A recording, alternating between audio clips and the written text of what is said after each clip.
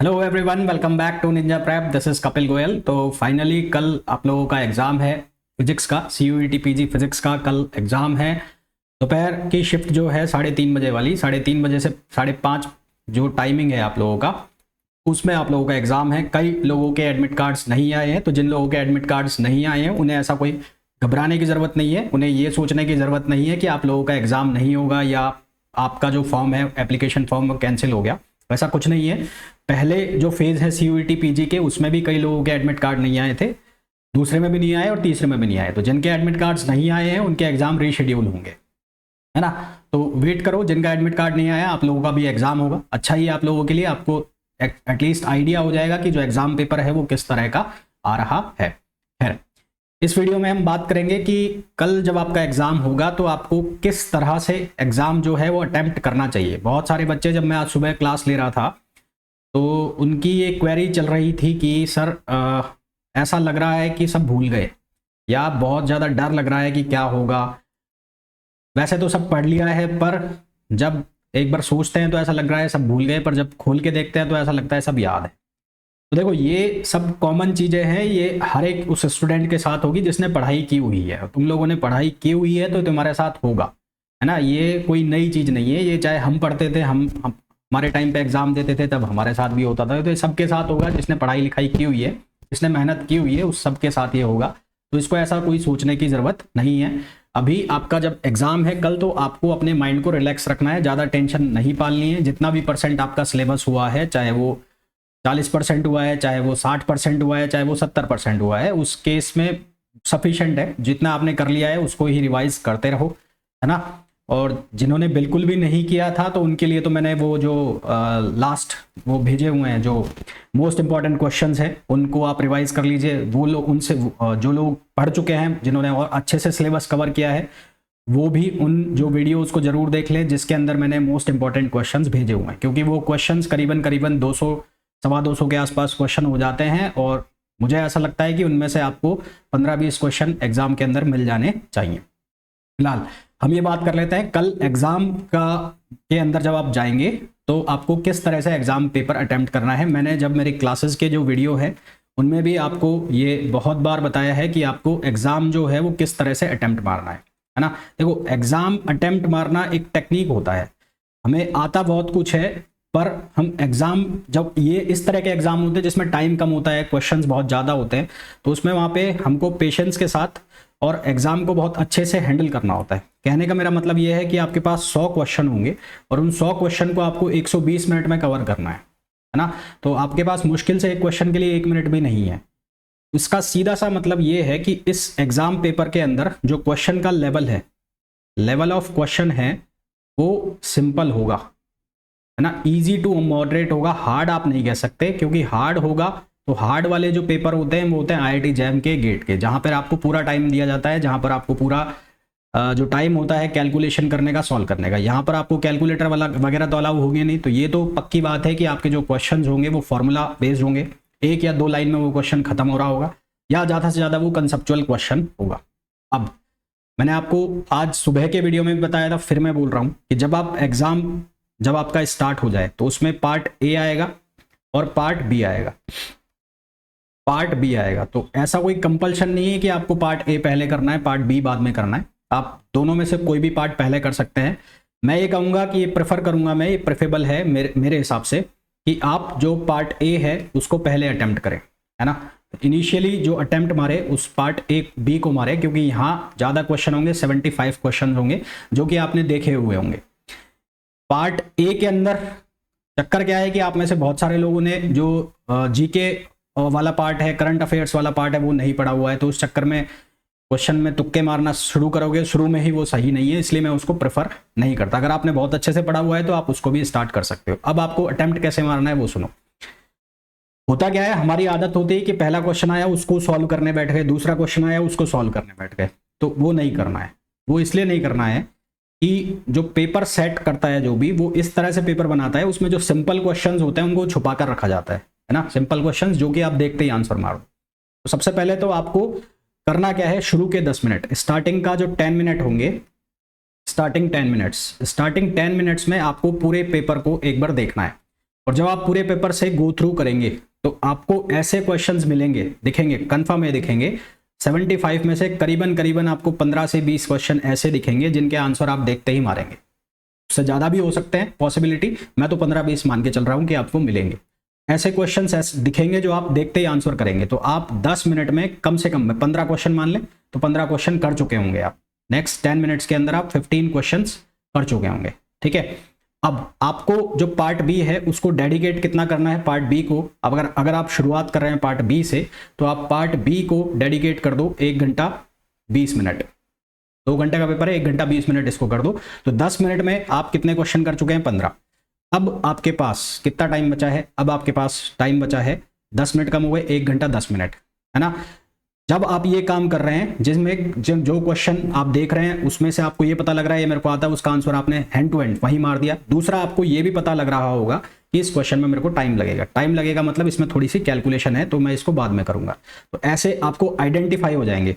आपके पास जो शीट रहेगी, जो रफ शीट रहेगी, उस पर उन क्वेश्चन के नंबर लिखते जाना कि ये क्वेश्चन है, ये क्वेश्चन है, ये क्वेश्चन मैं बाद में करूंगा। तो ऐसे क्वेश्चन भी आपको मिल जाएंगे। कितने ऐसे क्वेश्चन आपको मिल जाएंगे? 20 से 30 क्वेश्चन। 20 से 30 क्वेश्चन आपको मिल जाएंगे अगर आपने ठीक ठाक पढ़ाई की हुई है तो, ठीक है। तो ये क्वेश्चन आपको मिल जाएंगे जिनको आपको नेक्स्ट 40 मिनट्स में कवर करना है। 40 मिनट्स में बोल रहा हूं, ज्यादा बोल रहा हूं, मैं 30 मिनट बोल देता हूं। नेक्स्ट 30 मिनट्स में आपको इनको कवर करना है, ठीक है। तो यहां से अगर आप ऐसे देखेंगे, मैं मान लेता हूं आपने मिनिमम 20 क्वेश्चन करे और यहां पर आपने 15 करे, तो ओवरऑल आपके कितने क्वेश्चन हो गए? 35 क्वेश्चन हो गए। अभी आपका टाइम कितना हो गया? 45 मिनट्स बच गया। अभी भी आपके पास टाइम बचा है। कितना टाइम बचा है आपके पास? लगभग अभी आधा घंटा पड़ा है पूरा। अब एक बार ये क्वेश्चन तो आपने कर लिए, एक बार आगे बढ़ने से पहले इन क्वेश्चंस को वापस से देख लो। 5 मिनट इन क्वेश्चंस को वापस से देख लो जो क्वेश्चंस आपने कर लिए हैं, इनके आंसर आपने सही मारे। कई बार होता क्या है कि जल्दबाजी में हम आंसर गलत मार देते हैं, तो आंसर एक बार चेक कर लो। फिर उसके बाद क्या करो अब आप अटेम्प्ट मारना चालू करो। जिन क्वेश्चंस में आपको थोड़ा बहुत डाउट है कि हाँ यार ये क्वेश्चन मैं कर सकता हूं या कर सकती हूं, तो वो क्वेश्चन एक बार वापस से देख लो और उसके लिए आप 15 मिनट में वो क्वेश्चन कवर करो। तो 15 मिनट में ऐसे क्वेश्चन आपके 5 से और 7 क्वेश्चन हो जाएंगे। तो ओवरऑल आप देखोगे तो करीबन आप 40 क्वेश्चन के आसपास कर चुके हो, है ना। 40 क्वेश्चन के आप आसपास कर चुके हो। मैं मिनिमम बिल्कुल लेके चल रहा हूं चीजें। तो 40 क्वेश्चन आपके हो गए हैं और टाइम हो गया है 1 घंटा 15 मिनट। अब आपको क्या करना है? अब आपको करना है पार्ट ए। पार्ट ए में आप आ जाओ। पार्ट ए में आप आ जाओगे तो सबसे पहले तो टूट पड़ो किस पे? रीजनिंग पे और मैथ पे। अगर आपकी इंग्लिश अच्छी है तो इंग्लिश का पासेस देख लो, अदरवाइज रीजनिंग और मैथ पे आ जाओ। क्योंकि अगर पहले इंग्लिश करने बैठ गए फिर रीजनिंग मैथ में टाइम कम बचेगा तो फिर आप तुक्के मारोगे, वो लास्ट का काम है। तो ये रीजनिंग मैथ के करीबन आपको 8 क्वेश्चन दिखाई देंगे। ये क्वेश्चन आप कर लो 10 मिनट के अंदर या 15 मिनट के अंदर। 6 से 7 8 क्वेश्चन होंगे, 10 क्वेश्चन होंगे, उसमें से आराम से मैं मान के चलता हूँ 6 क्वेश्चन आप आराम से कर जाओ। कितने क्वेश्चन हो गए? ये यहाँ हो गए थे मेरे पास 40 क्वेश्चन, 6 हो गए। इंग्लिश जीके वगैरह के मिला के मैं ये मान लेता हूँ 25 में से आपने इस पूरे में से मिनिमम आपने 12 क्वेश्चन तक अटेम्प्ट कर दिए। तो टोटल आपने 52 क्वेश्चन अटेम्प्ट मार लिए हैं और अब आपके पास टाइम बचा होगा 10 या 15 मिनट। अब बात कर लेते हैं हम जो इस सेगमेंट का जो आज का स्पेशल है, तुक्का कैसे मारे। देखो भाई, पहले चीज तो मैं ये सलाह दूंगा आपको कि तुक्के नहीं मारने, ठीक है।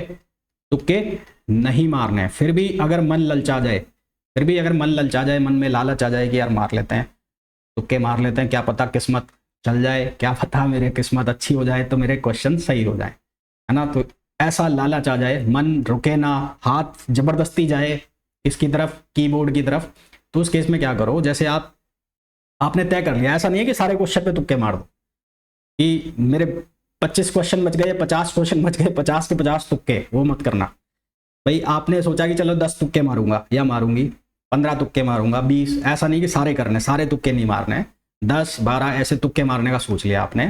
तो आप क्या करना कि लाइन से जैसे ABCD ये 3-4 क्वेश्चन है ना, तो इन चारों में सेम आंसर मारना। मतलब चारों में C मार दिया आंसर, है ना, या चारों में B मार दिया, या चारों में D मार दिया, इस तरह से पकड़ना। मतलब 12 क्वेश्चन पकड़ रहे हो तो 4 में C, 4 में B और 4 में D, इस तरह से लगाना। क्या होगा कि मान लो आपका हम ये जानते हैं कि एक क्वेश्चन 4 नंबर का है ना। एक क्वेश्चन कितने का है? 4 नंबर का है, 4 मार्क्स। और नेगेटिव मार्किंग जो है वो कितने की है? नेगेटिव -1 होगा। तो अगर मेरे 4 क्वेश्चन जिनके मैंने सी आंसर मारे, इन 4 में से एक सही हो जाता है तो मेरे को कितना मिला, +4 मिला। और मेरे तीनों गलत हो गए, तीनों गलत हो गए तो कितने गए, -3 गए। बचा कितना, फिर भी +1 के फायदे में हो गए, फिर भी किस में हो गए, +1 के फायदे में।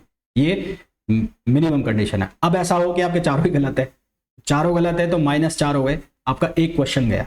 तो अगर आपने 12 तुक्के मारे हैं तो 12 का मतलब कितने गलत, 12 का मतलब हो गए आपके 3 क्वेश्चन गए, 4 4 4, 3 क्वेश्चन गए, यानी कि 12 नंबर कम हो गए। वो वर्स्ट केस है, मतलब बिल्कुल ही मामला गड़बड़ है, खराब है, तो तब केस है। हम लोग मान के चलते हैं कि हमने अगर 12 तुक्के मारे तो 12 में से चलो हमारे 3 सही हैं, 3 सही हैं तो ये 4 3 12 और 9 गलत हो गए तो 9 नंबर, तो 3 तो तभी भी प्लस हो गए, 3 तो तभी भी प्लस हो गए, मिनिमम कंडीशन है। और मान लो एक और सही बैठ गया तो नंबर प्लस ज़्यादा हो जाएंगे। तो इस तरह से तुक्के मारना कि 4 4 का सेट पकड़ना, एक जैसे एक जैसे एक जैसे, ठीक है। फिर भी मैं ये सलाह दूंगा कि बचना तुक्के मारने से, मारो तो फिर भी तुक्के बहुत कम मारना, ठीक है। तो आई होप आपको ये समझ में आ गया होगा कि एग्जाम पेपर किस तरह से अटेम्प्ट मारना है। क्वेश्चन पर टूट के नहीं पढ़ना है, ओवर एक्साइटेड नहीं होना है कि आप क्वेश्चन को देखो अरे ये तो मेरे को आता है और इसका आंसर, पहले ढंग से पढ़ना, उसको पता लगे कि आपसे पूछा जा रहा है कि कॉम्प्लेक्स नंबर का आपको प्रिंसिपल आर्ग्यूमेंट पूछा है और आप उसका आर्ग्यूमेंट निकाल के आ रहे हैं, थर्ड क्वाड्रेंट का आंसर निकाल के आ रहे हैं, तो ढंग से पढ़ना, उसमें क्या लिखा हुआ है, क्या आपको आंसर करना है। टूट के मत पढ़ना, ओवर एक्साइट मत होना। नहीं आ रहा तो डिप्रेस नहीं होना, बहुत ज्यादा आ रहा है तो ओवर एक्साइटमेंट में नहीं आना है, अपने आप को कूल रखना है, ठंडा रखना है, आराम से पेपर देना है और बाहर निकलना। उसके बाद कल हम लोग शाम को एक सेशन करेंगे जिसपे हम लोग ये डिस्कस करेंगे कि किस तरह का पेपर हुआ, क्या क्वेश्चंस आए, क्या कट ऑफ जाएगी। और फिर परसों से मैं काउंसलिंग के जो वीडियोस हैं उनको स्टार्ट करूंगा, किस यूनिवर्सिटी में कितना पे एडमिशन मिल जाता है, क्या होता है। जैसे लास्ट ईयर मैंने की थी 2022 में काउंसलिंग, वैसे ही परसों से मैं उनके वीडियो बनाना स्टार्ट करूंगा। हालांकि काउंसलिंग में भी टाइम है, फिर भी यूनिवर्सिटीज़ किस अकॉर्डिंग लेती है, कौन सी यूनिवर्सिटी में कितने नंबर पर जाता है, वो मैं परसों से स्टार्ट करूंगा। साथ ही मैंने आपको ये पहले भी इन्फॉर्म किया था कि गेट के जो बैच है मैं 2024 के लिए 25 जून से स्टार्ट कर रहा हूं। तो जो भी लोग इंटरेस्टेड हो वो मुझे मेरे जो व्हाट्सएप नंबर है उन पर मैसेज करके बता सकते हैं। आपके जूनियर, आपके कलीग्स अगर इंटरेस्टेड हो तो आप बता सकते हैं।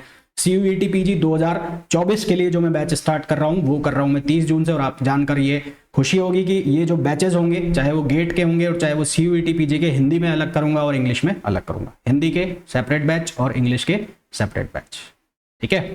तो इस वीडियो में इतना ही। Wish you very best of luck from my side. बहुत अच्छी प्रिपरेशन आप लोगों की हुई है, तो पेपर फोड़ के आओगे तुम, शेर चीते हो मेरे, तो बहुत बढ़िया से एकदम पेपर को देके आना। कल सुबह एक क्लास मैं लूंगा जिसमें आपको मैं थर्मोडायनेमिक्स और स्टैटिस्टिक्स के इंपॉर्टेंट फॉर्मूला बता दूंगा। जो लोग क्लास ले सकें वो ले लेना, ऐसा कोई कंपल्शन नहीं है, जरूरी नहीं है कि सब लोग क्लास लें, ठीक है। इस वीडियो में इतना ही। Again I wish you a very best of luck और फोड़ के आना एग्जाम को, एकदम मस्त रह के एग्जाम दे के आना। Thank you.